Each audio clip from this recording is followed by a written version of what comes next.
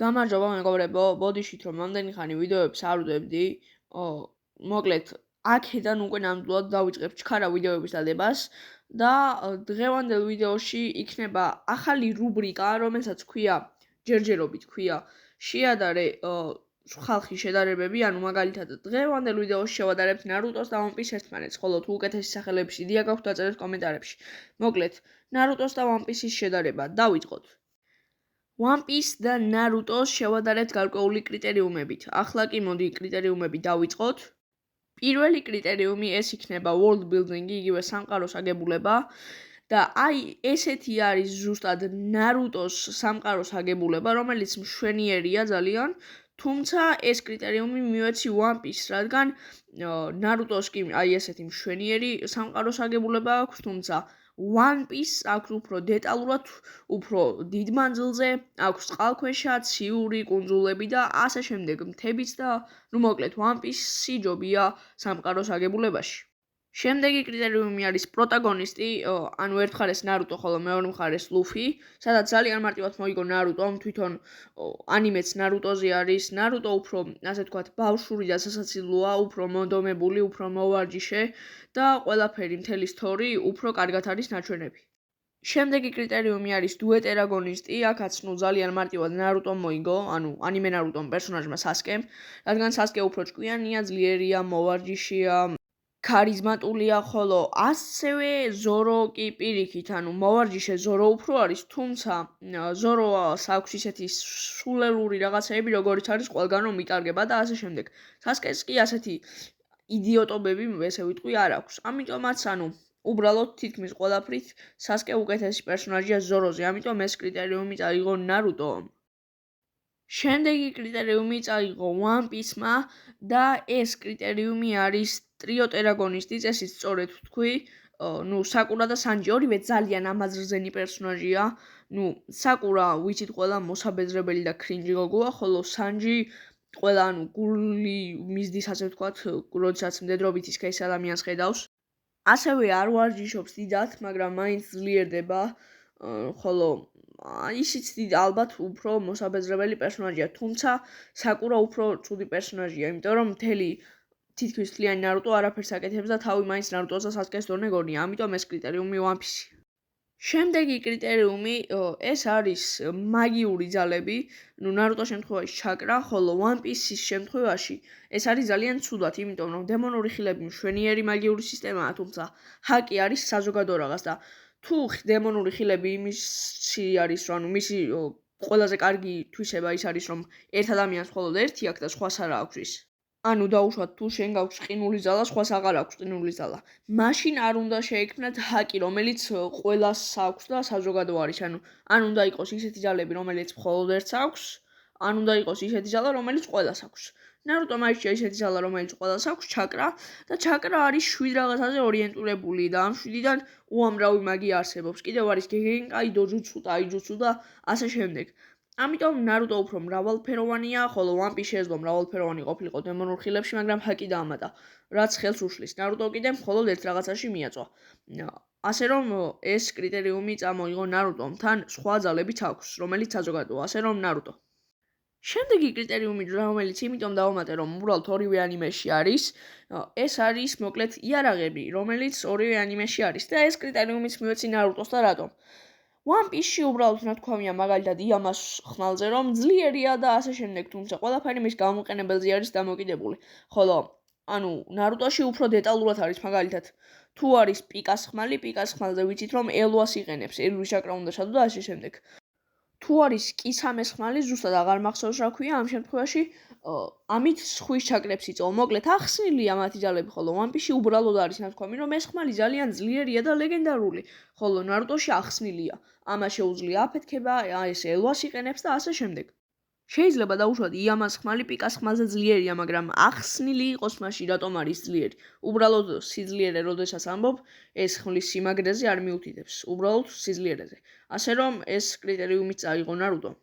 შემდეგი კრიტერიუმი არის ბრძოლები, რომელიც რა თქმა უნდა Naruto-მ წაიღო, იმიტომ რომ მოკლედ, ლუფი კაიდოს ბრძოლა ავარჩია და ნარუტო სასკეს ბრძოლა ავარჩია, ჯერაც ვიცით თქვენი საუკეთესო ბრძოლებია და ლუფი კაიდოს ბრძოლის დროს კაიდო სასტიკად ამარცხებს ლუფის და ლუფი უეცრად იღებს გიარ 5 ზალას და ხდება სუპერ ძლიერი და ასე ამარცხებს კაიდოს, ხოლო ნარუტოს და სასკეს შემთხვევაში ეს ყველაფერი არის, ასე ვთქვათ, წინასწარ შეგროვებული და ამაში რას გულისხმობ? ყველა უნარი, რაც აქ აქვთ გამოყენებული წინასწარ, ანუ უკვე იცოდნენ, ეს კი მათი ნაერთი. აი მაგალითად, სასკეს უკვე ქონდა სუსანო, უკვე ქონდა მაგიკიუ შარინგანი, ტაიჯუცუში ძლიერი იყო, დოჯუცუ და შარინგანი და გენჯუცუ და ასე შემდეგ. ნარუტოს 9 კუდას მართვა შეეძლო, რასენგანი, რასენ შურიკენი, შრდილის კლონები, ასე შემდეგ. ანუ ეს ყველაფერი არის უკვე წინასწარ შეგროვებული, ამიტომ ეს კრიტერიუმი წაიღო ნარუტომ, რადგან უკვე ნაჩვენები იყო ეს ყველაფერი, კი უეცრად ხდება. ასე რომ, ნარუტო. შემდეგი კრიტერიუმი არის, ასე ვთქვათ, პერსონაჟების წარსული, ანუ backstory იგივე. რა თქმა უნდა, ნარუტო აქ არავინ არ შემედავებით, არც One Piece-ის ფანები, რადგან მაგალითად ზოროს წარსულს თუ ავიღებთ, ვიღაც გოგო ყავდა, რომელსაც ებრძოლდა და მასე ძლიერი უნდა რომ გამხდარიყო. ის კი ამბობდა, რომ მე ქალი ვარ, სამყაროში ვერ გავხდები ყველაზე ძლიერიო, ამიტომაც თავი მოიკლა. ხოლო იტაჩის შემთხვევაში მისი კლანი აპირებდა მისი სოფლის გადატრიალებას, ანუ თავზე დამხობას. ამას მოყვებოდა ომი, სხვა ქვეყნები შემოვიდოდნენ მის ქვეყანაში და ასე ვთქვათ, ააწიოებდნენ იქაურობას და მთელი სოფელი განადგურდებოდა. ამიტომ სოფელმა უთხრა, ამოწყვიტე შენი კლანიო. ამანაც ამოწყვიტა რა ექნა და შენი კლანის ამოწყვეტა რო გიწევს, ალბათ იცით თუ რამდენად ცუდია, ამიტომ ნარუტო. შემდეგი კრიტერიუმი საუკეთესო პერსონაჟები არიან, სადაც ისევ და ისევ ნარუტო იმარჯვებს. უმეტესი აზრით ზორო არის One Piece-ის საუკეთესო პერსონაჟი, ხოლო ნარუტოსი იტაჩი. აქაც რა თქმა უნდა, იტაჩი ძალიან მარტივად უკეთესი არის, ანუ მარტივი ასარჩევია, რადგან იტაჩი უფრო ქარიზმატულია, უფრო ჭკვიანია, უფრო არ აქვს ის სისულელეები, რაც ზოროს აქვს, უფრო კარგი წარსული აქვს, უფრო კარგად იცის ყველაფერი, ანუ რაც ემოციებს ეხება. ისედაც კვდებოდა და ბარემ თავისი სიკვდილი ისე მოაწყო, რომ სასკეს მაგიკიუ შარინგანი გაეხსნა. და ზოროს კი ეგეთი არაფერი უქნია, უბრალოდ ვიცით რომ მაგარი პერსონაჟია, გამძლეა, ძლიერია და მოვარჯი შემორჩა. ასე რომ ძალიან მარტივი ასარჩევი არის აქაც, რომ იტაჩი ჯობია ზოროს, ამიტომ ეს კრიტერიუმიც ნარუტო. შემდეგი კრიტერიუმი უფრო გემოვნებაზეა, თუმცა უმეტესი ადამიანის აზრით ვიტყვი, ეს არის მუსიკა, ანუ ოპენინგები, მუსიკები, სადაც უმეტესი ადამიანის აზრით ნარუტო ჯობია. ოპენინგები, თუმცა არა მარტო ოპენინგები, ენდინგებიც და შუა სერიის დროს სიმღერებიც, უმეტესი აზრით ნარუტო ჯობია. თუმცა თქვენ რომ თქვათ რომ One Piece ჯობია, არც ეგ არის პრობლემა, იმიტომ რომ ეს გემოვნებაა. შემდეგი კრიტერიუმიც არის გემოვნებაზე, ეს არის ვიზუალი, სადაც ჩემი აზრით ისევ და ისევ ნარუტოსი ჯობია, თუმცა თუ უმეტესობის აზრს დაუჯერებთ, One Piece უკეთესი ვიზუალი აქვს ვიდრე ნარუტოს, ამიტომ ეს კრიტერიუმი One Piece.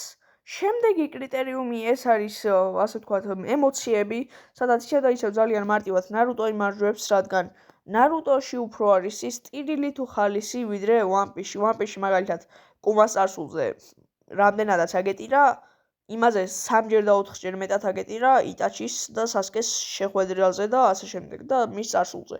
მოკლედ, უფრო ემოციური არის ნარუტო, მიუხედავად იმისა, რომ One Piece ემოციურია, One Piece-ში მხოლოდ კვდება ალბათ ეისი და გარბი. ხოლო ნარუტოში კი კვდება უამრავი პერსონაჟი, ესენია ნეჯი, იტაჩი, მინატო, ჯირაია და ასე შემდეგ აღარ გავყვები. ხოლო ობიტოც და მადარაც და მოკლედ აღარ გავყვები ისევ და ისევ და რა თქმა უნდა უფრო დამამწუხრებელი უფრო არის ნარუტო, უფრო ემოციური და ყველაფერი, ამიტომ ემოციურობა წაიღო ნარუტო. შემდეგი კრიტერიუმი ეს არის დიალოგები, სადაც ისევ და ისევ ნარუტომ გაიმარჯვა ძალიან მარტივად. ნარუტო ყველამდე დიალოგით ამარცხებს, უმეტეს შემთხვევაში, მაგალითად პეინი, რომელიც არავისთან არ დამარცხებულა, ნარუტომ იმპოვა მისი ნამდვილი სხეული, დაელაპარაკა და შემდეგ ნაგატომ ისიც კი გააკეთა, რომ ყველა ვინც მოკლა, თავის სიცოცხლის ნაცვლად აღადგინა. ასევე ობიტოც, რომელმაც ატყუდა მთელი სამყარო, მოკლედ ყველაფერი უყო სამყაროს და შემდეგ ნარუტოსთან ლაპარაკის შემდეგ და კაკაშისთან ლაპარაკის შემდეგაც ორივე მსბრალი იყო, მან ორივემ დაელაპარაკა. ობიტო გახდა კეთილი პერსონაჟი, არა და ერთ-ერთი ყველაზე ბოროტი იყო. ხოლო One Piece-ში რა დიალოგებიც ვიცის, ის არის ეს რა, მაგალითად ლუფი რომ მარლონგთან მივიდა და ელაპარაკებოდა, უბრალოდ ერთმანეთზე გაბრაზდნენ და უფრო გაბრაზებულზე ჩხუბი დაიწყეს, ამიტომ ეს კრიტერიუმი ნარუტო. შემდეგი კრიტერიუმი სიმბოლიზმია, სადაც ისევ და ისევ ნარუტოს ეკუთვნის ეს გულა, რადგან ნარუტოში რომ არის კლანის სიმბოლოები, მაგალითად კლანის, ეს არის მთელი საგვარეულოს და ისტორიის სიმბოლოები, ხოლო როდესაც One Piece-ში არის სიმბოლოები, ეს არის რაღაც დროებითი ჯგუფის სიმბოლო. ასე რომ ეს კრიტერიუმი წაიღო ნარუტომ და თან აქ ისიც მონაწილეობს, რომ One Piece-ში ყველა ლოგოს აქვს საერთო, თითქმის ყველა ლოგოს, ანუ ჩონჩხი არის და დროშა არის. ხოლო ნარუტოში ყველა კლუბის კლანის ლოგო განსხვავებულია, მე მოვაპატიეთ, ამიტომ ეს კრიტერიუმი ნარუტო. შემდეგი კრიტერიუმი არის წელვადობა, რომელშიც ძალიან მარტივად ნარუტომ გაიმარჯვა, რადგან One Piece უფრო წელვადია, რადგან ნარუტო ბევრად უფრო მოკლეა. One Piece-ის ეპიზოდების რაოდენობა არის 1170, ხოლო ნარუტოს ეპიზოდების რაოდენობა შიპუდენით და ბავშვობაც ერთად არის 720 და თუ მარტივ მათემატიკას ჩავთავთ და თუ არ გვიცით კალკულატორი რომ გამოვიყენოთ, 1170 მინუს 720 ტოლია 450. ანუ 450 შერით უფრო ნაკლებია ნარუტო, ამიტომ ეს ქულაც ნარუტოს. დღევანდელი ვიდეო და შედარება ნარუტოს One Piece-ი დასრულდა ანგარიში 12-2, სადაც ძალიან მარტივად გაიმარჯვა ნარუტომ. მოკლედ ეს კრიტერიუმები ჩვენ გამოვყავით. One Piece-ი და ნარუტო, როდესაც შევადარეთ, ნარუტომ მოიგო ძალიან მარტივად.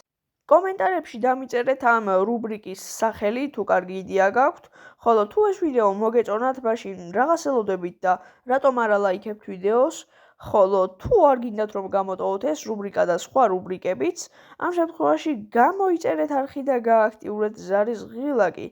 ეს ვიდეო უკვე დასასრულს მივუახლოვდა, ჩვენ კი შევხვდებით მომავალ ვიდეოში. ნახვამდის.